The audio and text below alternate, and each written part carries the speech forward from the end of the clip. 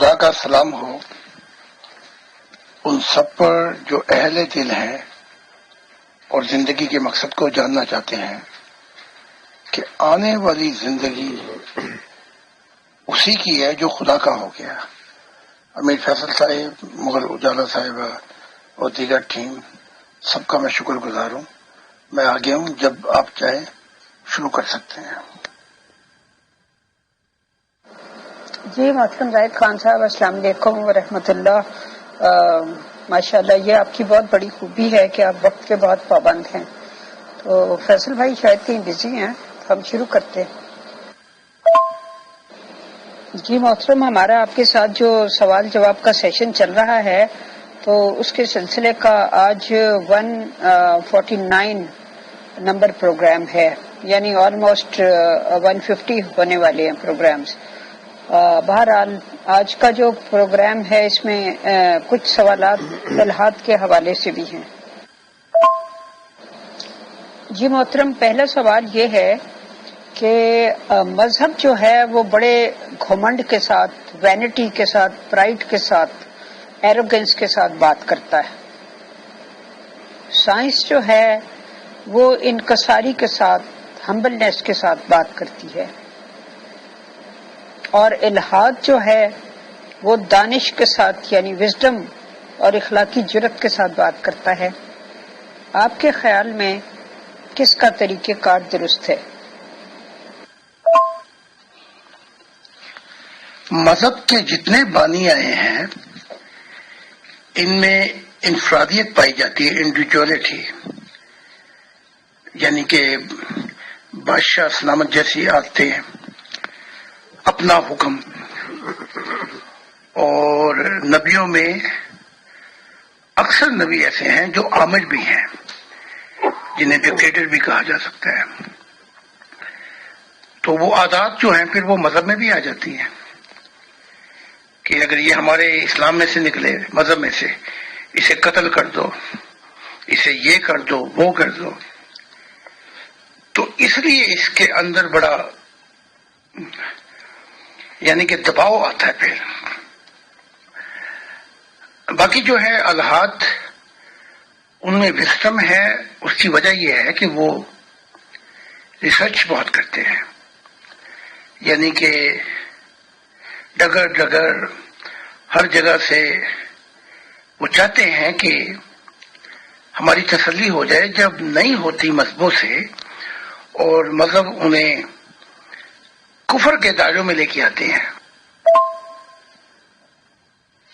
یہ دائرے بھی ان کے اپنے بنائے ہوئے ہیں، ان میں بھی بادشاہت جیسا نظام ہے. تو پھر وہ مجبوراً ہو کے خدا کے منکر ہو جاتے ہیں، کیونکہ بات چلی تھی خدا سے، تلاش تھی خدا کی. تو جو سائنس اور تعلیمات، ایجوکیشن سسٹم کا معیار اوپر ہوتا جائے گا، یوں مذہب پہ سوال بھی اٹھیں گے. سولیڈیرٹی کم ہوگی اور کریٹیکل سوال زیادہ اٹھیں گے، تنقیدی. اور مذہب ان چیزوں کو برداشت نہیں کر سکتا. تو نتیجہ یہ نکلے گا ٹکراؤ کا. اور اگر الحاد جو ہے وہ یہ لوگ جو منکر ہو جاتے ہیں، انہیں فریڈم آف اوپینین نہیں دیا جائے تو پھر خیر نہیں مذہب کی. مذہب کو یہ جڑ سے اکھاڑ دیں گے. تو یہ چیزیں ہیں. اور اب مذہب کی اجارہ داری بھی ختم ہوتی جا رہی ہے. اگلا میں دیکھتا ہوں جواب. اب سائنس جو ہے اس میں صرف ایک انڈیویجولیٹی نہیں آ جاتی، بلکہ اس میں بہت زیادہ برائٹر اسکوپ آ جاتا ہے. یعنی دنیا بھر کے سیاستدان آ جاتے ہیں اور وہ ایک دوسرے سے سیکھتے ہیں، لیکن نبی ایک دوسرے سے نہیں سیکھتے، یہ ایک دوسرے کو کاٹتے ہیں. تو یہ جب سائنس کوئی چیز ڈسکور کرتی ہے تو اس کے بعد جو اگلا آنے والا ہے وہ سائنس کی تحقیق کو لے کر آگے چلتا ہے. مذہب میں معاملہ بالکل ہی الٹ ہے. وہاں تو ڈراؤنا سا ماحول ہے، یعنی کہ عیسیٰ کی تعلیمات کو بالکل ہی کاٹ کر موسیٰ کے دور میں پہنچ جانا، یعنی اپنی پسند کی چیزیں چننی ہے مذہب نے. تو ان میں انکساری اس لیے آتی ہے کہ یہاں دو چیزیں ہیں، دو ایلیمنٹ ہیں. سائنس جو ہے وہ تعلیم کے معیار کو بھی اونچا کرتی جاتی ہے، کیونکہ اس کے بغیر تحقیقات بھی نہیں ہو سکتی. اور ان کے اسکوپ جو ہیں، یوں کہہ رہے ہیں کہ دنیا میں کتنے سائنٹسٹ ہیں، کبھی آپ سوچ سکتے ہیں کہ اتنے نبی اکٹھے ہو کر ایک دوسرے سے بات کر لیں گے؟ تو اس لیے ان میں انکساری بہت ہے، ٹالرینٹ بہت ہے، اور بات کو سن بھی لیتے ہیں اور اپنا پھر نظریہ پیش کر دیتے ہیں. تو یہ وجہ ہے. جی محترم، بہت بہت شکریہ. تو آپ کا کیا خیال ہے کہ یہ جو مذاہب کا ایک آمرانہ رویہ ہے، اب تک تو یہ چلتا آیا، لیکن کیا یہ آئندہ کے زمانے میں بھی اسی طریقے سے لوگوں کو دبایا جا سکے گا اور ان کی سوچ اور فکر کے پر کتر کر ان کو زمین پہ رینگنے والے کیڑے بنایا جا سکے گا؟ اس وقت دنیا میں جنرل ایجوکیشن دی جا رہی ہے، مذہبی ایجوکیشن نہیں دی جا رہی. یعنی کہ حقائق کو سامنے رکھ کر سائنس کا ماحول پیدا ہو گیا ہے، بڑی بڑی فیلڈ کھل کے سامنے آ گئی ہیں، میڈیکلز اور ہزاروں فیلڈ جس میں تعلیم کا معیار بہت بلند ہو گیا ہے. اچھا، اب آپ دیکھیں کہ اسلام جو ہے وہ مین ورلڈ آدمیوں کی دنیا ہے بس. اب کیونکہ معیار بلند ہو گیا ہے مختلف شعبوں کی تعلیمات کے، اس میں ریسرچ جاری ہے، تو اس کا نتیجہ یہ نکلا کہ جو عورتیں اب اس ماحول اور ایجوکیشن کے جنرل پریکٹس ایجوکیشن میں آتی جا رہی ہیں، وہ مذہب سے بھی دوری ہے ان کی، اور مذہب کے خلاف کرٹیکل سوال بھی ہیں، تنقیدی سوال بھی بہت زیادہ ہیں. تو ان کے پر تو کٹ گئے. مثال کے طور پہ آج یورپ فریڈم آف اوپینین دیتا ہے کہ آپ کے خیال پر کوئی پابندی نہیں لگائی جا سکتی. تو میری کتاب انہوں نے بند کرائی. اسلام میں تو مجھے مار ہی دیتے، قتل کرا دیتے. انہوں نے میری کتاب بند کرائی، عدالت نے فیصلہ دیا نہیں، یہ اس کا حق ہے بنیادی، یہ انسانی حق ہے، یہ انفرادی حق ہے. اب تو وہ ہیومن رائٹ اور فیملی رائٹ اور جو ریڈ کراس جو شعبے ہیں اس طرح دنیا میں پھیل گئے ہیں کہ وہ بلکہ ریسرچ بھی کر رہے ہیں کہ کہاں کہاں پہ ظلم ہو رہا ہے. تو ان مذہب کے ان کے تو پر ویسے ہی کٹ گئے ہیں. اب دیکھیں، پرندہ ایک پر کے ساتھ پرواز نہیں کر سکتا. ایک پر کے ساتھ اسلام ابھی تک تھا اور دوسرے مذاہب بھی. اب وہ دوسرا پر جو ہے وہ کاٹ دیں گے، یعنی عورتیں اپنے حقوق مانگ رہی ہیں. تو یہ اب وقت کی بات ہے، ان کا کام ویسے ہی ہو گیا ہے. جوں یہ مختلف شعبہ ہائے میں ریسرچ اور ترقیاں ہوتی جائیں گی، انویسٹیگیشن ہوتی جائیں گی، مذہب کی خیر نہیں، مذہب پیچھے پیچھے چلتا جائے گا اور وہ معیاری ایجوکیشن سامنے آئے گی جس میں خاص کوئی مذہبی تعلیمات نہیں ہوں گی. بس یہی چابی ہے، وقت کی بات ہے. جی محترم، اگلا سوال بھی اس سے ملتا جلتا ہی ہے. وہ یہ ہے کہ مذہب کے دعوے دار جو شدید قسم کے جبر و تشدد اور نفرت کے حامی ہیں، یعنی ان کو جب کوئی جواب نہیں آتا تو انہیں غصہ بہت آتا ہے. بھئی نہیں جواب آتا تو جواب تلاش کریں نا، غصہ کرنے سے تو مسئلے حل نہیں ہوتے. تو جب یہ غصہ جبر اور نفرت کرتے ہیں تو یہ کیوں نہیں سوچتے کہ جس خدا نے عقل و فہم کو تخلیق کیا ہے اور یہ کائنات جو حیرت انگیز ذہانت اور گہرے شعور کے ساتھ بنائی ہے، وہ خدا عقل و فہم کے استعمال کو ناپسند کیوں کر سکتا ہے؟ تو یہ بات ان کی سمجھ میں کیوں نہیں آتی کہ کوئی بھی سوال کیا جائے تو مذہبی لوگ ایک دم سے بہت زیادہ غصے میں آ جاتے ہیں، یہ ریزن نہیں سمجھ آتی۔ ہاں یہ تو ہے، بلکہ کیونکہ جواب ان کے خلاف جب انہیں ملتا ہے تو یہ خدا بن جاتے ہیں، پردے کے پیچھے خود خدا بن جاتے ہیں، اور پھر بہت حکمانہ حاکم کی طرح فیصلہ کرتے ہیں کہ یہ تو نے کیسے کہہ دیا۔ اچھا، اب ایک آپ کو اور بات بتا دوں، کیونکہ آیا تو میں بھی وہیں سے ہوں، تو جب کوئی مجھ سے سوال کرتا ہے تو میری آواز بھی اونچی ہو جاتی ہے، بڑا جوش آتا ہے۔ اب اس جوش کی دو وجوہات ہیں۔ مذہبیوں کو تو غصہ آتا ہے، میں کیونکہ مذہب سے آگے جا چکا ہوں تو جب وہ نظارے، بعض اوقات ایسا ہوتا ہے کہ سوال کرنے والے کے بعد وہ نظارہ میری آنکھوں کے سامنے شروع ہو جاتا ہے اور میں بھول جاتا ہوں کہ میں سوالوں کے جواب دے رہا ہوں، اور یہ معاملہ بعض اوقات کافی جگہ پہ پیش آیا، تو مجھ پہ وجد کی کیفیت طاری ہو جاتی ہے۔ تو لگتا ہے میرے بارے میں بھی بعض اوقات ایسے ہے کہ میں غصہ کھا گیا، لیکن حقیقت میری موٹیویشن جو ہے وہ کچھ اور ہوتی ہے۔ ورنہ زندگی میں ہر قسم کے سوال و جواب کی کھلی اجازت دی ہوئی میں نے۔ تو غصہ کھانے کی ایک عادت جو مذہب نے ہمیں ڈالی ہے وہ یہ ہے کہ کسی کی بات نہیں سننی، اور طبیعت کے خلاف اگر کوئی سوال کر دے تو اسے چپ کرا دیں۔ نبیوں میں چاہے موسیٰ ہو یا عیسیٰ یا محمد صاحب، سوال کرنے کی اجازت نہیں تھی، بعض اوقات روک دیا جاتا تھا۔ تو یہ حالات ہیں۔ اب جیسے انگریزوں نے دو عادتیں ڈالی تھی، وہ ایک رہ گئی میرے میں۔ ایک یہ تھی کہ اپنی جھوٹی عزتوں کے لیے لڑتے مرتے رہو، ہر بات پہ یہ کہو کہ میں آپ کی عزت کرتا ہوں، یہ ہے وہ ہے، وہ تو چلی گئی، وہ تو خدا نے نکال دی میری۔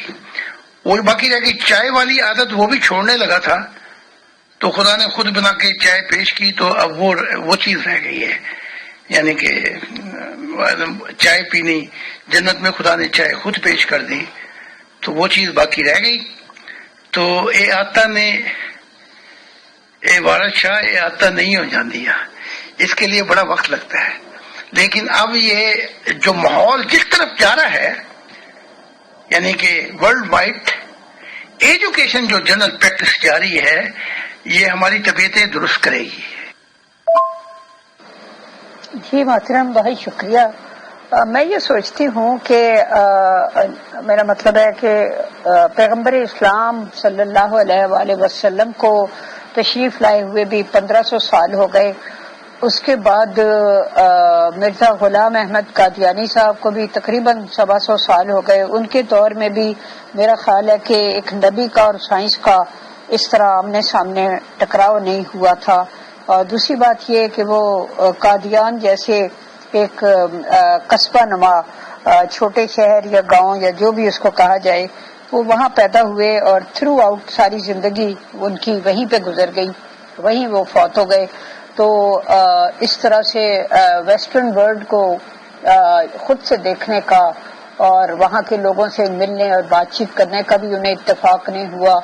تو اب آپ اس لحاظ سے پہلے دعویٰ دار ہیں نبوت کے اور مسیح ہونے کے، مسیح الزماں ہونے کے، جن کا ڈائریکٹ ٹکراؤ ہو رہا ہے ان لوگوں کے ساتھ جو بہت اوپن ذہن رکھتے ہیں، یعنی ویسٹرن لوگوں کے ساتھ آپ کو زیادہ واسطہ پڑ رہا ہے جرمنی میں رہنے کی وجہ سے۔ تو آپ کا کیا خیال ہے کہ کیا کسی نبی کے دعوے کو سائنسی معیار پر پرکھا جا سکتا ہے؟ ضرور پرکھا جا سکتا ہے، کیونکہ جس ماحول سے میرا واسطہ ہے یہاں پہ 3 چیزیں ہیں: انٹیلیجنٹ، وکٹم کہہ لیں، اور انٹلیکچوئل اور ریزن۔ اس بیسس پر وہ پرکھتے ہیں یورپین ماحول میں. میرا بڑا واسطہ پڑا ان لوگوں سے.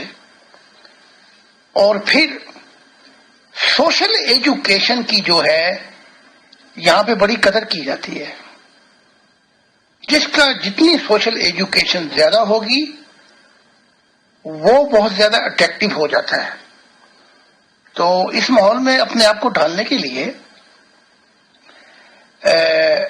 خدا کا شکر ہے کہ خدا نے مجھے بچپن سے بھیج دیا تھا. ورنہ اگر درخت بن کے میں وہاں سے آتا تو پھر یا تو درخت کو آپ موڑیں گے تو ٹوٹ جائے گا. یعنی کہ اگر چھوٹا ہونا تو اس کو آگے پیچھے کریں تو وہ گھوم جائے گا درخت. یعنی کہ اس کی شاخیں یعنی کہ اس میں لچک ہوتی ہے. تو یہ خدا کا شکر ہے کہ ایسے ینگس ماحول میں آیا کہ میں نے بہت سی لچک اور اپنے آپ کو ٹالرنٹ اور فراخ دل کیا اس معاملے میں. اچھا یہ سوسائٹی جو ہے ایموشنل کم ہے, انٹیلیجنٹ زیادہ ہے, انٹلیکچل بہت زیادہ ہے, لاجک بہت زیادہ ہے اور ریزن چاہیے ہوتے ہیں ان کو. تو جہاں جہاں آپ ریزن دیتی جائیں گی چیزوں کو سمجھتے جائیں گے. لہذا مجھے پھر بڑی کوشش کے بعد میں نے یہ نتائج پہ پہنچا کہ انہیں تینوں چیزوں سے قائل کیا جائے. یعنی کہ وسڈم کے ساتھ, انٹلیکچل جو یہ سمجھ سکیں, اور ساتھ ساتھ وجوہات بھی ہونی چاہیے یعنی ریزن. تو جب تینوں چیزیں پیش کی تو جب یہ قائل ہو گئے یعنی دیکھا کہ پازیٹیوٹی آ گئی ہے تو پھر میں ان کو روحانیت کی طرف لے کے آیا. سیدھی میں نے ڈانگ نہیں مار دی مذہب کی, روحانیت کی, ورنہ بھاگ جاتے ہیں. تو ان کو اسی طریقے سے لے کے آیا جو طریقہ ان کا معیار ہے جو اب ایجوکیشن کا. جیسے مختلف محاذ کھلے ہوئے ہیں, میڈیسن ہو گئی, سائنس ہو گئی, آرکیٹیکچرس ہو گئی, جرمنسٹک ہو گئی اور وغیرہ وغیرہ پہ انویسٹیگیشن ہو رہی ہے. ہزار ہاں موضوع ہیں ایجوکیشن کے. تب جا کے جب یہ پازیٹیو ہو جاتے ہیں تو پھر ان کو میں روحانیت کی طرف لاتا ہوں اور اسی بیسس سے لے کے آتا ہوں جس بیسس سے یہ اسٹڈی کر کے کسی معیار پہ پہنچتے ہیں. اب چونکہ میرا پروگرام جو ہے پوری توجہ اور انویسٹمنٹ کہ ایک یونیورسٹی کھولی جائے, وہ یونیورسٹی ہوگی گاٹ یونیورسٹی, گاٹ یونیورسل یونیورسٹی. اس میں تنگ نظری بالکل نہیں ہوگی, وہاں پہ ڈائلاگ ہوں گے, آرگومنٹ ہوں گے, لیکن کھجاٹ کی یعنی کہ regardless we have a different opinion. تو ٹالرنٹ اپنے آپ میں اتنی لچک ہونی چاہیے کہ کہہ بھی سکے اور سن بھی سکے.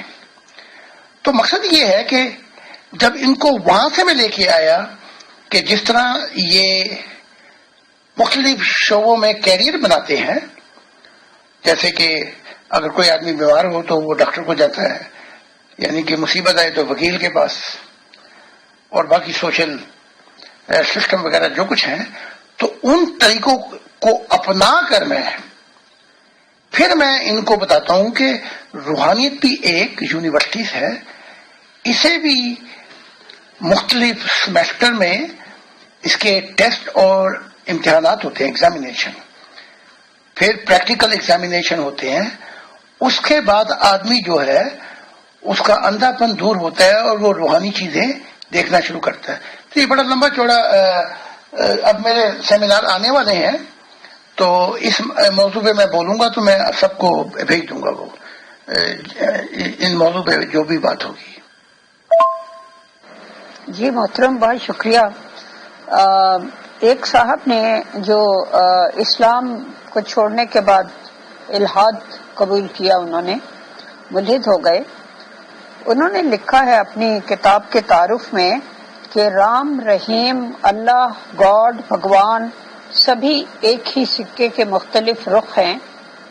مسجد, مندر اور چرچ صرف اطاعت اور جہالت کی فیکٹریاں ہیں جہاں سے آج تک کسی کو کچھ نہیں ملا, صرف دینا پڑتا ہے. یعنی زمین و آسمان بنا کر خدا آپ سے چندہ برائے مسجد کا مطالبہ کرتا ہے، ذرا سوچئے۔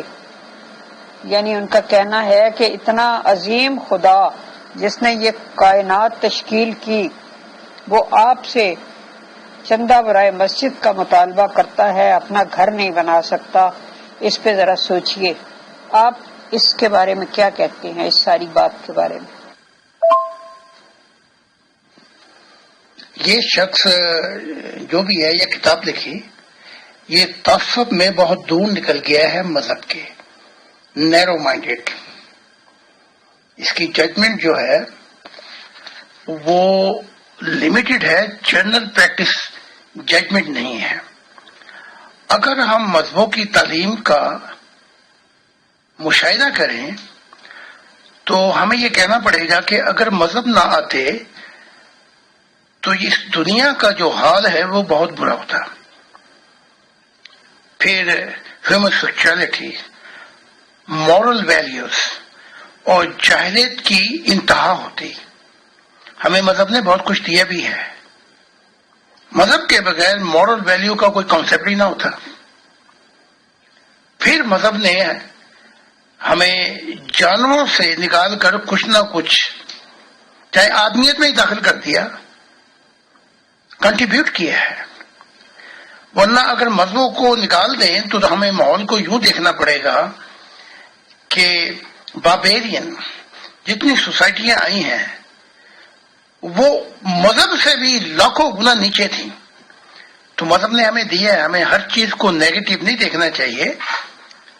اب رہ گئی بات چندے کی، اس میں یہ نہیں کہ ہر مذہب نے چندے کو مس یوز کیا ہے۔ مجھے اس بارے میں تعریف کرنی پڑتی ہے محمد عربی کی کہ جو بھی چندہ یا زکوٰۃ جو کچھ بھی آتا تھا اسے وہ کنٹریبیوٹ کرتے تھے۔ اب بعد میں کوئی ماحول غلط ہو جائے تو اس کی ذمہ داری فاؤنڈر پہ نہیں ڈالی جا سکتی۔ اس نظام کو پھر چینج ہونا چاہیے۔ حتیٰ کہ اگر محمد صاحب چاہتے محمد عربی تو محلات میں بھی رہ سکتے تھے اور آخر تک ایک آرڈنری زندگی گزاری جو قابل تعریف ہے۔ تو یعنی کہ ایگزامپل پیش کیا اپنا، ورنہ بابلون کے قلعے آ چکے تھے ہاتھ میں۔ تو یہ کہنا کہ ہر چیز مذہب کی غلط ہے یہ درست نہیں ہوگا۔ ہمیں اس نیرو مائنڈیڈ رائٹ سے بھی نکلنا پڑے گا، ہمیں بیلنس قائم کرنا پڑے گا۔ کسی چیز کا تجزیہ کرتے ہوئے ایک طرف نہیں ڈول جاتے، بلکہ تصویر کی جتنی بھی رخ ہیں، جتنے بھی پیسز ہیں، ان کو غور سے دیکھ کے فیصلہ کرتے ہیں۔ جج بھی یہی کام کرتے ہیں، ہر چیز پر غور کر کے، دونوں کی طرف سے سن کے، اور جو کچھ بھی وکٹم ہوتا ہے اس کو دیکھ کر بتاتے ہیں کہ اتنا دودھ اور اتنا پانی ہے اس میں۔ تو یہ میری رائے ہے، مذہب نے سارا کچھ غلط نہیں کیا بلکہ مذہب نے بہت کچھ ٹھیک بھی کیا ہے۔ جی محترم، بہت شکریہ۔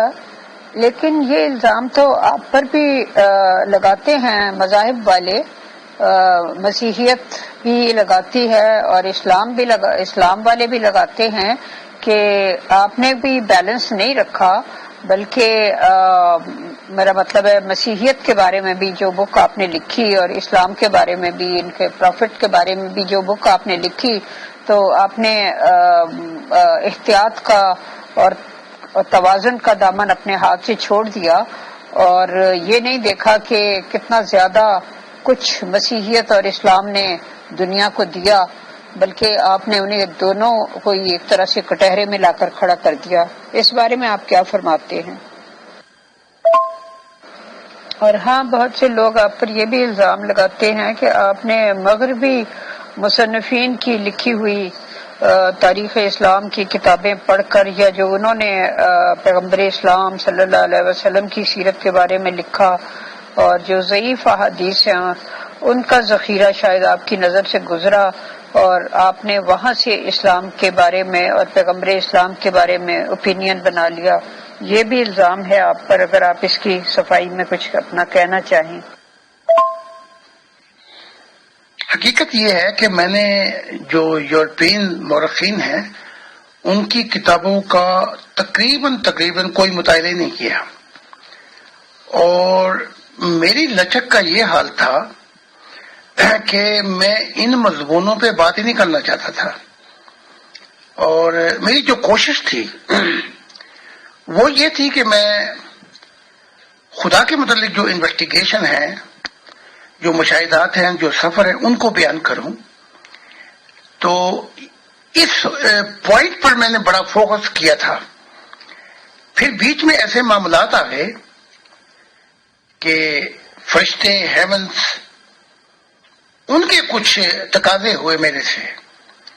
مثال کے طور پہ یہ جو کتاب ہے محمد صاحب کے جرم کی، the criminal act of prophet Muhammad, میرے کچھ معاملات میں محمد صاحب سے بھی تعلقات خراب ہوئے، وہ اس لیے کہ میرا دل اور دماغ تیار ہی نہیں تھا اس کتاب کے لیے۔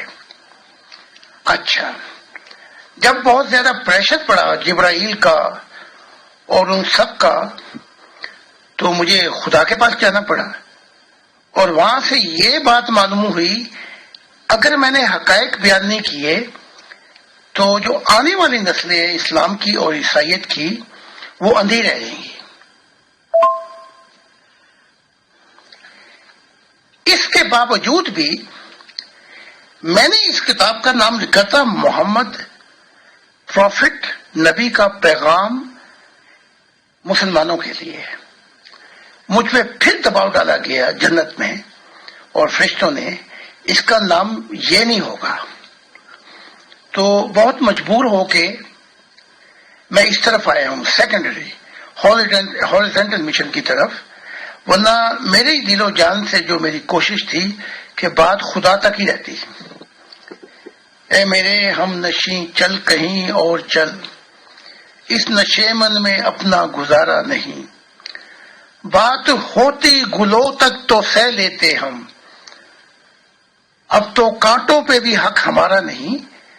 تو بڑا مجبوراً آ کے میں نے یہ سیکنڈری مشن لیا، اور جو دل و جان اور دماغ تیار نہیں تھا۔ تو پھر وہی معاملہ عیسیٰ سے بھی آ گیا، اور عیسیٰ سے بھی تعلقات بگڑے میرے، اور محمد صاحب سے بھی۔ کوشش یہ تھی کہ خدا، میں نے ٹائٹل یہ لکھا تھا کہ خدا کی دنیا کیوں نہیں ہے، اس کو بھی پھر سو لگا کے ختم کرایا گیا، اور مجھے مجبور کیا گیا فرشتوں نے۔ پھر خدا تک بات پہنچی، اور خدا نے کہا یہ تلخ حقائق ایسے کے ایسے لکھے جائیں۔ تو پھر وہ کیا ہے، آن پڑی کی یا حسین والی بات ہوئی، اور میرا جو اصل مشن ہے اس سے میں ورٹیکلی مشن تھا، اس سے سلپ ہو کر مجھے یہاں تک پہنچا دیا گیا۔ تو پھر میں نے عیسیٰ کے خلاف بھی کتاب لکھی، وہ ٹائٹل ہی بڑا تلخ ہے، وہ یعنی کہ محمد صاحب کا جرم اور تکلیف دہ سچائی عیسیٰ کی۔ تو وہاں پہ جا کے پھر ان مسلمانوں کا اور ان عیسائیوں کا میرے خلاف سخت رد عمل ظاہر ہوا۔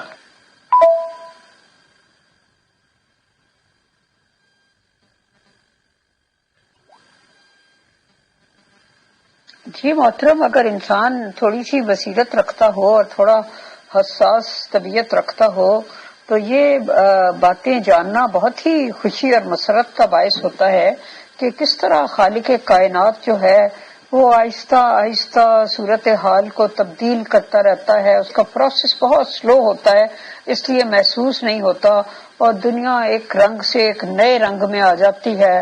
اب دیکھیں، آج سے 2000 سال پہلے یا 1500 سال پہلے کبھی انسان سوچ بھی سکتا تھا کہ اس طرح سے لوگ بیٹھ کے آزادانہ گفتگو کریں گے اور لاکھوں میل دور ایک دوسرے سے بیٹھ کے اس طرح گفتگو کریں گے جیسے آمنے سامنے بیٹھے ہوتے ہیں؟ تو اور لوگوں کے اندر جو سوچ اور فکر کی بیداری پیدا ہوگی، اور ہر چیز پہ سوال کرنے کا حق دیا جائے گا، وغیرہ وغیرہ۔ باقی آگے جی محترم، اب سوال یہ ہے کہ ظاہر ہے یہ کائنات جو ہے یہ مسلسل وسعت پذیر ہے، جیسے کہ علامہ اقبال نے کہا تھا کہ یہ کائنات ابھی نا تمام ہے شاید کہ آ رہی ہے دما دم صدائے کن فیکون. تو اب جب ہم غور کرتے ہیں تو ہم دیکھتے ہیں کہ ہم جو اپنے آپ کو انسان جو اپنے کو بہت تیس مار خان سمجھتا ہے، اگر وہ کائنات کی وسعتوں پر نظر ڈالے تو ہماری زمین جو ہے وہ اس کائنات میں خلا میں تیرتے ہوئے ستاروں سیاروں میں سے ایک بہت ہی چھوٹا ادنا سا سیارہ ہے جو شاید ذرا سا بھی قابل ذکر نہ ہو، اور اس میں پھر لاکھوں قسم کی مخلوقات میں انسان کا وجود وہ بھی کوئی اتنا قابل ذکر نہیں، اور خود خدا نے فرمایا ہے کہ ایک وقت تھا کہ تم قابل ذکر ہی نہیں تھے.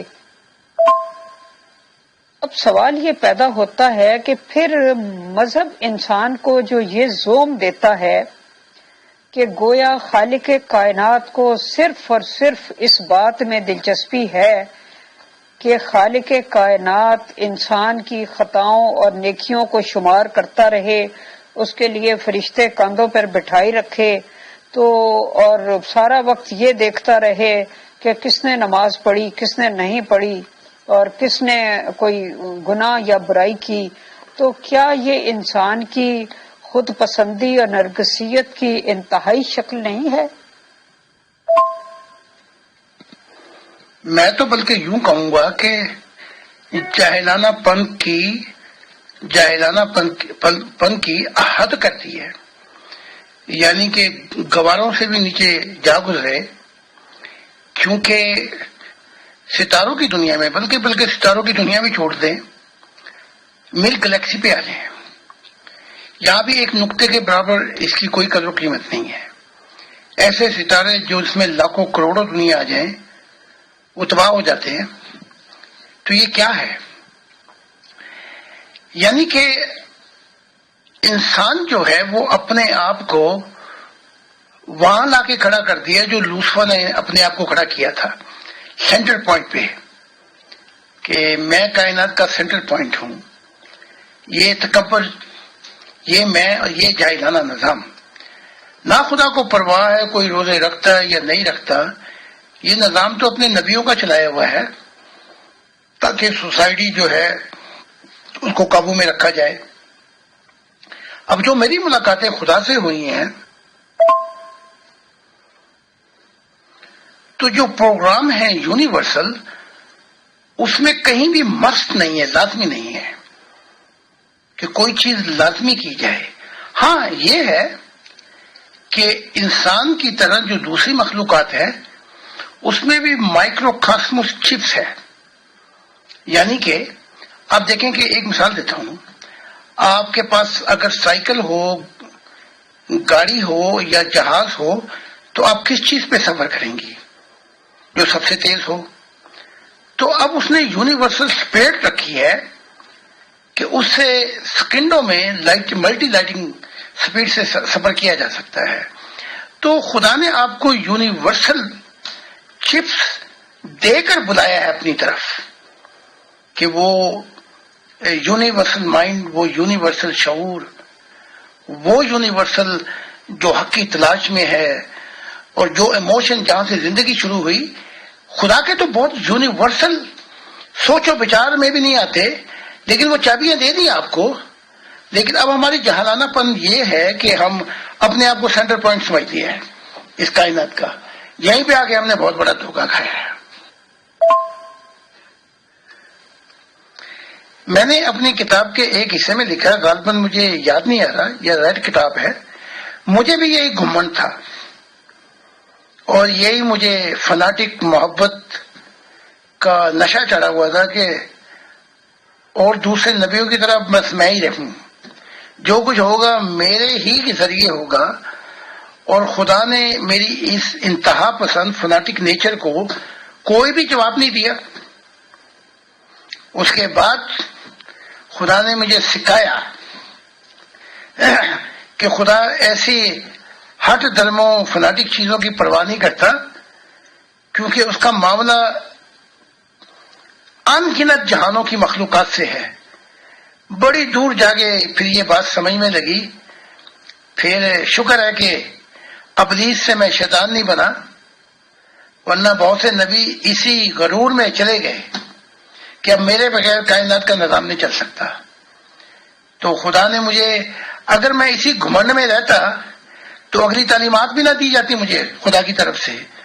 تو وہ بڑا لمبا مضمون ہے جو میں نے لال کتاب میں غالباً لکھا ہے، اسے پڑھ کر آپ کو آپ کی طبیعت صاف ہو جائے گی اور پتہ لگے گا کہ نبی اور جو بھی ہیں ہماری سوچیں کیا ہیں اور خدا کی سوچ کیا ہے.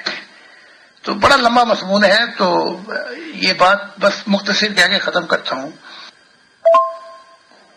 جی محترم، وہ God reveals himself as a visible God والی جو بک ہے نا، اس میں جو آپ نے اسپرٹ کے، روح کی، سول کی گروتھ کے جو چیپٹرز لکھے ہیں، میرا خیال ہے 4-5 چیپٹرز ہیں جو خالصتاً سول کی گروتھ کے بارے میں ہیں. اس میں کسی چیپٹر میں یہ ہے، یہ میں نے پڑھا ہے. جی محترم، میرا نیکسٹ سوال یہ ہے کہ جتنے بھی بڑے بڑے مذاہب ہوتے ہیں ان کا کوئی ایک بنیادی نظریہ ہوتا ہے. جیسے مسیحیت کا نظریہ یہ ہے کہ ہم انسان قابل رحم گناہ گار ہیں جو گناہ کے ساتھ پیدا ہوئے ہیں، اور یسوع مسیح نے صلیب پر جان دے کر ہمارے گناہوں کا کفارہ ادا کیا ہے. یہ ان کے نظریے کی، ان کے پوری مسیحیت کی جو بنیاد ہے، مجھ ناچیز کے خیال میں یہ ہے. اس کے بعد آتے ہیں اسلام کی طرف. تو اسلام کا بنیادی نظریہ یہ ہے کہ ہم آزمائش کے لیے اس دنیا میں بھیجے گئے ہیں، اگر ہم اس امتحان میں کامیاب قرار پائے تو ہمیں جنت ملے گی. تو مجھے آپ سے یہ پوچھنا ہے کہ ان دونوں مذاہب کے تو بنیادی نظریات یہ تھے، اور آپ کے کہنے کے مطابق کہ خدا تعالیٰ نے ان مذاہب کو، سبھی پرانے مذاہب کو اور ان کی شریعتوں کو منسوخ کر دیا ہے، تو اب آپ کیا بنیادی تھیوری پیش کرتے ہیں، وہ پلیز ذرا وضاحت سے بتائیے گا. اگر فاؤنڈر کی تعلیم دیکھی جائے عیسیٰ کی، تو وہ یہ نہیں ہے کہ عیسیٰ جو ہے انسان گناہ گار ہے اور وہ خون سے چھٹکارا ہوتا ہے. یہ تعلیم جو ہے یہ پاؤل کی ہے، جو ساری زندگی عیسیٰ کو دکھ دیتا رہا اور عدالت سے فیصلہ کرانے میں بھی وہ تھا. تو عیسیٰ کی تعلیم جو تھی وہ تھی خدا کی بادشاہت کے زمانے کی، تو وہ پیچھے رہ گئی، اس کی تعلیم آگے آ گئی. اچھا، اب اسلام کا جو عقیدہ کیا وہ تو ٹھیک ہے.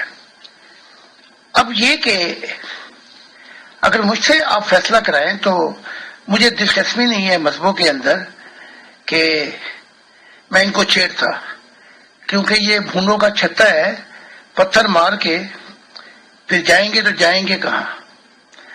تو اس طرف بھی میرا نہیں تھا رجحان. وہ تو جب خدا نے کہا تو پھر وہ سامنے پیش کرنا پڑا، گواہی دینی پڑی ساری چیزوں کی. ہماری تعلیم کا جو نچوڑ ہے میں کئی دفعہ بیان کر چکا ہوں، وہ یہ ہے کہ نہ حساب کتاب کے لیے، نہ یہ کہ عیسیٰ ہمارا بچا کروائے گا کیونکہ ہم گناہ گار ہیں. ان دونوں تعلیموں کو میں ریجیکٹ کر کے کہتا ہوں کہ خدا نے جو مجھے بتایا وہی بات میں آپ کے سامنے رکھ دیتا ہوں. خدا نے جو یہ نئی تعلیمات کا سورج طلوع ہوگا، انسان کو محبت کی تکمیل کے لیے پیدا کیا ہے کہ ایک سنگم پر انسان جو ہے وہ خدا کا شیشہ بن جائے. تو یہ محبت کی تکمیل جو ہے، اس پہ سفر کرتے ہوئے گناہ شناہ غلطیاں وغیرہ خدا کو کہاں وقت ہے، وہ سب کچھ معاف کر دیتا ہے. تو یہ تعلیمات جو ہیں اب آئی ہیں کہ جس میں نیا آسمان نئی زمین ہوں گی اور زندہ خدا کے ساتھ تعلق ہوگا. جی محترم، ایک ممبر نے پوچھا ہے کہ محبت کی یہ تکمیل کس طرح ہو، انسان کیا کرے تو یہ تکمیل ہو جائے. یہ محبت کی تکمیل کیسے ہو، یہ جتنی کتابیں اس وقت آ رہی ہیں یہ اسی سفر پر ہیں. جب ایک انسان میرے جیسا سفر کر لیتا ہے اس محبت کی تکمیل میں، اور وہ بتا رہا ہے کہ اس محبت کی تکمیل میں کن کن سفروں سے واسطہ پڑے گا، تو ہر انسان اپنی محبت کی تکمیل کر سکتا ہے۔ یہی تو ہے معرفت الہی کی موتی۔ خدا نے اب ہر چیز کو ترتیب سے بتا رہا ہے اپنی نیچر کے بارے میں۔ تو اب یہ کام کرنا کہ آپ یہ جتنی کتابیں آ چکی ہیں، اب یہ بھی میں بھی پڑھاؤں، یہ آپ کی ذمہ داری ہے کہ جو نامہ آیا ہے جس میں وہ بتا رہا ہے کہ محب اور محبوب کی تعریف کیا ہے، ہم کس سنگم پہ ملیں گے، تو کیسے ہوگی تکمیل۔ آپ بسم اللہ کر کے شروع کریں کتابیں پڑھنا، تو پہلے تو آپ نامے کو سمجھیں گے۔ نامہ مطلب ہے کہ خط جو وہ لکھ رہا ہے، بتا رہا ہے محبت الہی میں، اس کے بعد پھر آپ اس کو جانیں گے، اس کے بعد پھر آپ سفر کریں گے دل کی دنیا سے، اس کے بعد پھر آپ کو منشا کی خبر ہوگی، اس کے بعد پھر جو اور اس سفر میں یعنی کہ رکاوٹیں آئیں گی ان کو عبور کرنا ہے۔ تو یہ ایک سفر ہے زندگی کا، خدا نے اب سارے راستے کھول دیے ہیں۔ میرے لیے تو بہت مشکل تھا، یعنی کہ کئی پہاڑوں کو عبور کرنا پڑا، کتنے کراس لینے پڑے، کیا کیا نہیں کرنا پڑا مجھے، لیکن اب تو یہ پل تیار ہو گیا ہے، گولڈن برج۔ بس اتنا ہی کرنا ہے کہ اس دماغ کو خالی کر کے ہر تعصب سے شعور کو اپنے وجود میں لا کے کہ میری زندگی کا مقصد کیا ہے، اور سچائی کو سامنے رکھ کے کہ جہاں بھی سچائی مجھے لے کے جائے گی میں اس پہ جاؤں گا۔ اور محبت الہی کی جو کتابیں ابھی آئی ہیں بہت کچھ ہے اس میں ایک غوطہ لگائیں اور روح کا سفر کریں، اور اس کے بعد جو آخری 2-4 قدم ہے یونیورسل، وہ میں آپ کو بتا دوں گا کیا کرنا ہے۔ تو اب تو بڑا ہی آسان کر دیا ہے۔ جی محترم، بہت بہت شکریہ۔ جیسا کہ آپ کو پتہ ہی ہے ہمارے اس پروگرام کی ڈیوریشن 90 منٹس ہوتی ہے، جس میں سے آلموسٹ 86 منٹس ہو چکے ہیں، اور اینڈ پہ آپ اپنے کسی روحانی سفر کا حال یا عالم ارواح میں آپ کی کس شخصیت سے ملاقات ہوئی ہو وہ بتاتے ہیں۔ تو میرا خیال ہے کہ آخری جو ٹائم ہے اس میں آپ وہ بتا دیجئے جس کسی کے بارے میں بھی آپ بتانا چاہیں، اور اگر کوئی لیٹسٹ آپ کو ایکسپیرینس ہوا ہو تو پلیز وہ بھی ہمارے ساتھ شیئر کیجیے۔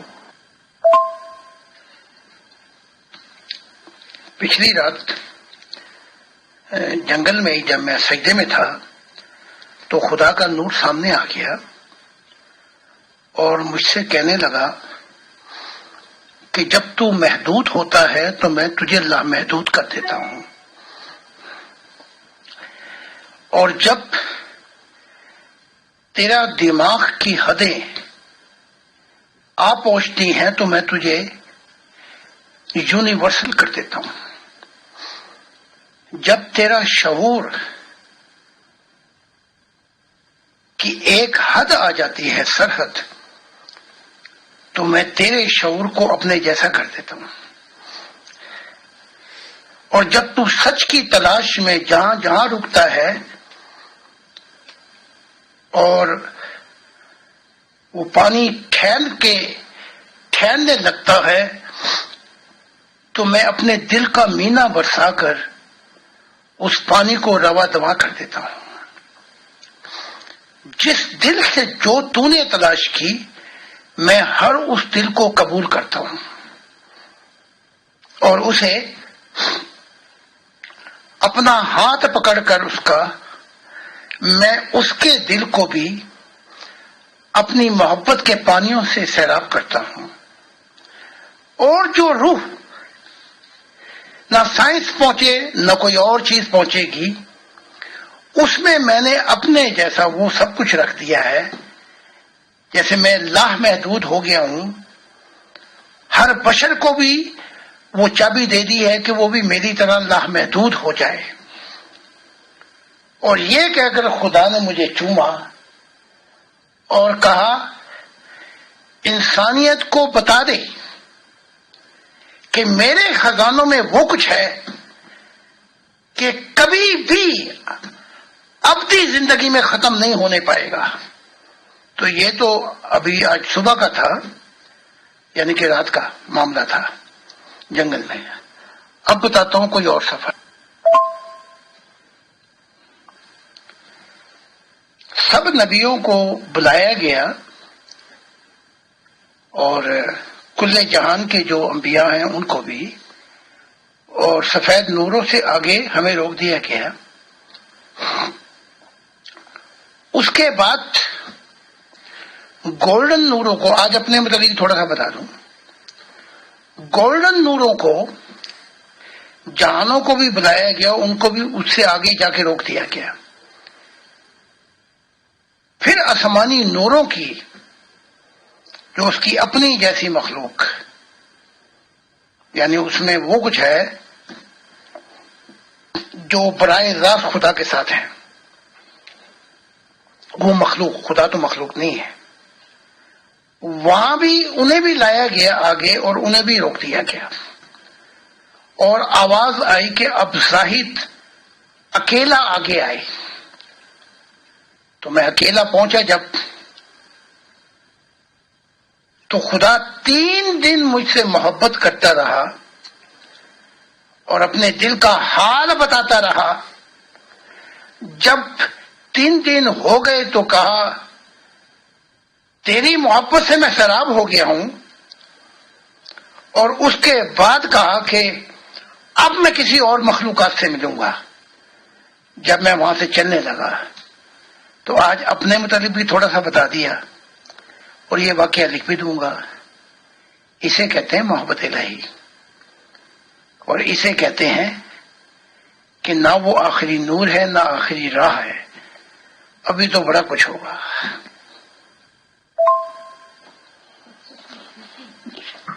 تو راتیں ہوئی کہ بیوی نے فرشتوں کی دنیا میں ایک عجیب ہی معاملہ پیش آیا، اگر کہیں تو وہ اگلی دفعہ بتا دوں گا، یا کہیں تو اس دفعہ۔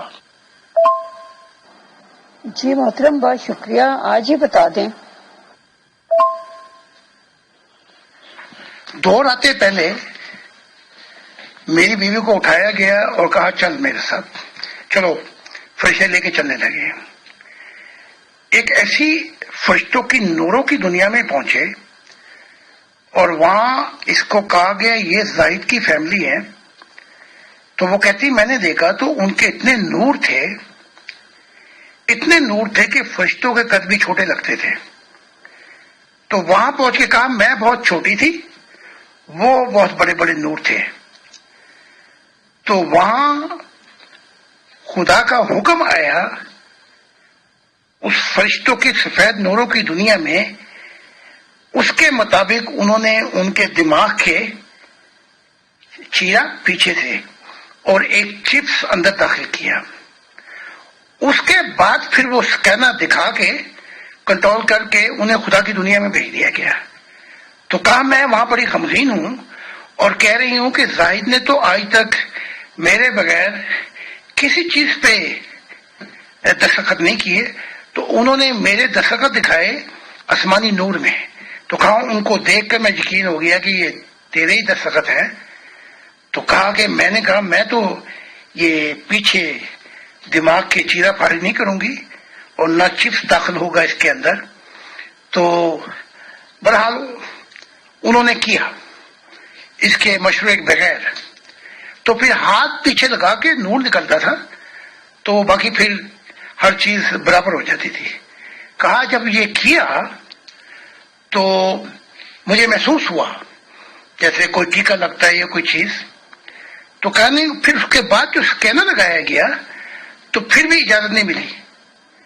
تو وہ جو سب سے بڑے نور تھے وہ آئے اور انہوں نے کہا یہ کیا بات ہے، یہ چپس لگا کے بھی آگے نہیں جا سکتی۔ تو انہوں نے بتایا کہ یہ کوالیفائڈ نہیں ہے۔ پھر اس جو سب سے بڑا تھا اس نے اپنا نور کا ہاتھ لگایا اور کہا اب یہ کوالیفائڈ ہو گئی ہے. اچھا. تو وہ کہتے ہیں کہ میں چیخو چلا رہی تھی کہ میں آگے نہیں جاؤں گی، لیکن اس کے بعد جب انہوں نے مجھے کک دے کر آگے پہنچایا تو وہاں بتایا گیا کہ اگر یہ تو ساری کتابوں کی ترجمان نہ بنتی اور انہیں جرمن زبانوں میں نہ لکھتی تو یہ تجھے موقع نہیں ملنا تھا. تو جب وہاں پہنچی تو پتہ لگا کہ وہاں تو خدا براہ راست ملتا ہے ہر مخلوق سے، ہر شخص سے. تو وہ بتاتی میں وہاں پہ بہت رو رہی ہوں اور میں نے سوچ رہی ہوں کہ وہ دنیا میں جو میں نے کتابوں کے ترجمے کیے تھے اس میں بڑی محنت کرنی پڑی تھی. ایک ایک کتاب کو جیسے لال کتابیں 5 سال لگ گئے تھے، یعنی کہ ہر دفعہ پھر شروع کرنا پڑ جاتا تھا. تو کہتی وہاں پہنچ کر مجھے یہ پتا لگا یہ زندگی جو زمین پہ تھی یہ ناکافی تھی خدا کے لیے. تو جب صبح اٹھی تو کہتی میں اتنا روئی، حالانکہ میں وقت دیتی ہوں اپنا، کوئی 5 بجے اٹھ جاتی ہے اور تقریباً 8-9 بجے تک کام کرتی ہے. تو اس کے بعد کہتی ہے کہ میرا دل کرتا ہے کہ میں 2 گھنٹے سوں اور یہ ساری زندگی خدا کو دے دوں. تو کہنے کا مراد یہ ہے وہ جو چپس خدا کی دنیا میں پہنچنے کے لیے ملا ہے وہی چپس ہمارے اندر بھی ہیں، ہمارے جسم میں بھی، ہمارے دماغ میں بھی، ہمارے شعور میں بھی، ہمارے ضمیر میں بھی، اور ہمارے دل میں بھی، اور ہماری روح کے اندر بھی. ہمیں ان چپس کو، اس کی قدر و قیمت کو جاننے کے لیے سفر کرنا پڑے گا. جی محترم، بہت ایمان افروز مشاہدات ہیں آپ کی بیگم صاحبہ کے بھی اور آپ کے بھی جو آپ نے ہمارے ساتھ شیئر کیے. تو تھینک یو ویری مچ، اور اتنا ٹائم دینے کا بہت بہت شکریہ. تو انشاءاللہ پھر نیکسٹ پروگرام میں آپ سے ملاقات ہوگی. بہت شکریہ، جزاکم اللہ واحسن الجزا. فیصل بھائی شاید بزی ہیں اپنے کسی کام میں ان کی طرف سے بھی اور اپنی طرف سے بھی اور ساری ایڈمن ٹیم کی طرف سے آپ کا شکریہ ادا کرتی ہوں.